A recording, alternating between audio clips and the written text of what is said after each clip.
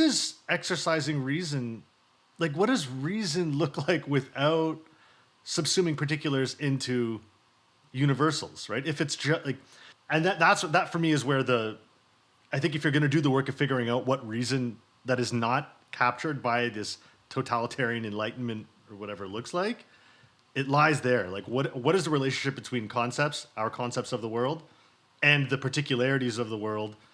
Like what is a different alternative relationship such that it doesn't reproduce that domination that is of course indexed to the fungibility of particulars for the sake of commodity exchange and all of that.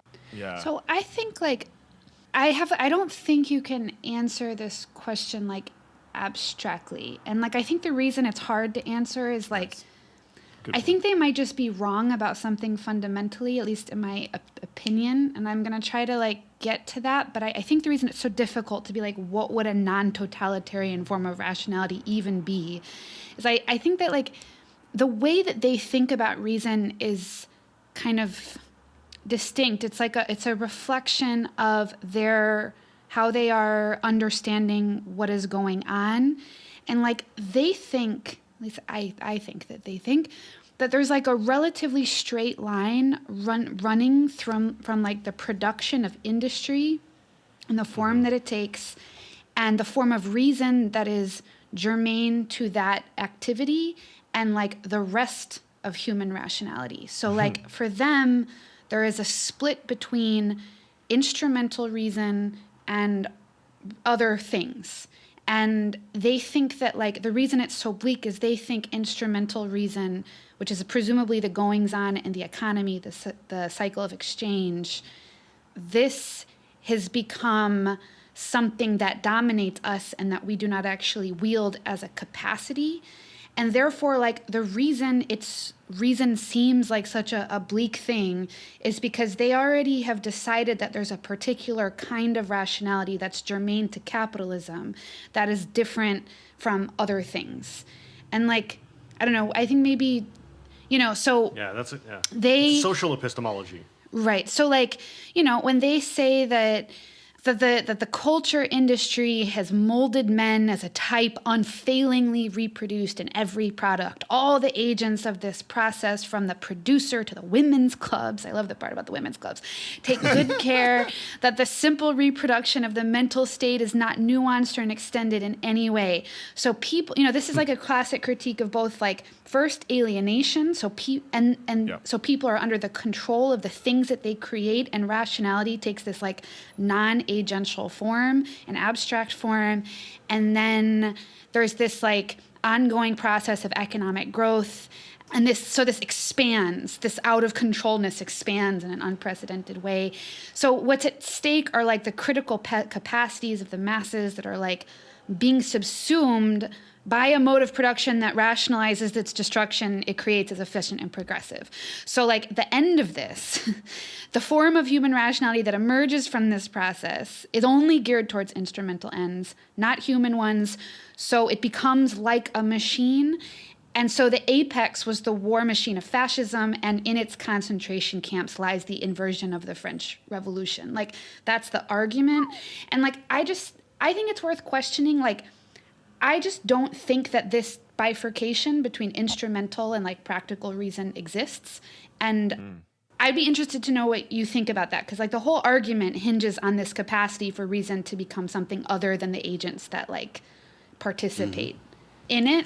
So that's why it's hard. We don't deploy reason. Reason right. works through us. It's it's other reason. Yep. Yeah. That's where the pessimism. So to me, that's why it's so difficult to think of an alternative, because if that's true, then like, what do human agents have to do with it, and what can they do about it? And that's like, I've always wondered, like, if you just didn't make that split, would it change your question about what to do about this? Yeah, I really like that actually, because they kind of lay out a set of philosophical problems and a set of cultural problems that can't be resolved philosophically or culturally, right? Like totally. They're not going to be resolved within philosophical discourse, or within just like creating more authentic, less homogenized culture or something.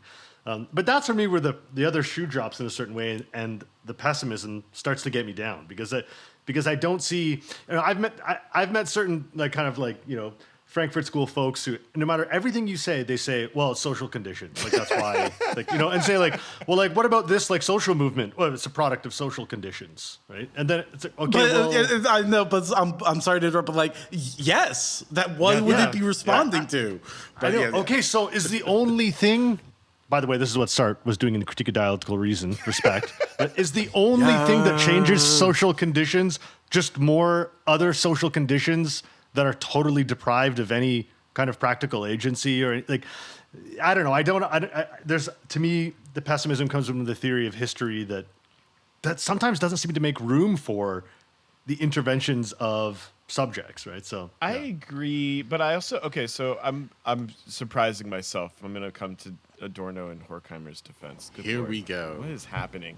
And by the way, it's very funny that I'm playing this role right now, but we don't have to get into why.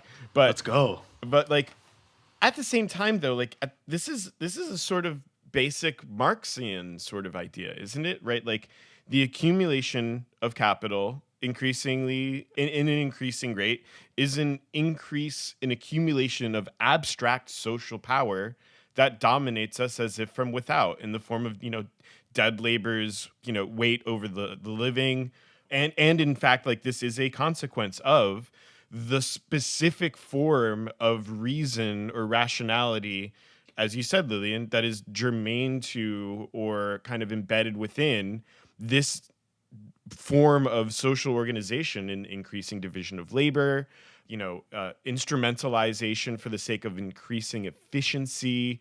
And the point I guess I want to make in defense of them is like, sorry, it bums you out if you don't like the pessimism, but like, well, hold on, you're doing my boy Marx dirty here. Like Marx didn't just say like, but not under conditions of their choosing. He said men make history. Sure, right? but not under the conditions of their choosing. And so he tried to establish a dialectical relationship between like a revolutionary proletariat, a political historical subject capable of effectuating change, but not in conditions that are just totally subject to their voluntary power or something, No, and like the point isn't also to establish a voluntarism, right? Like I don't see that as being either compatible with Marx or what Adorno and Horkheimer would want us to do in the face of this increasing alienation. I think they are trying to name the direness of this abstract social domination as something that is increasingly severe in the modern world, and I think that they're not wholly wrong about that. I mean, they're not wrong. They're not wrong about that. I think they're not wrong. Which is a bummer. Hey, thanks so much for listening. This was just a small sample of the full episode. To listen to it and to access other premium content we're putting out, please subscribe to us on Patreon at patreon.com/leftofphilosophy. Thanks. See you next time.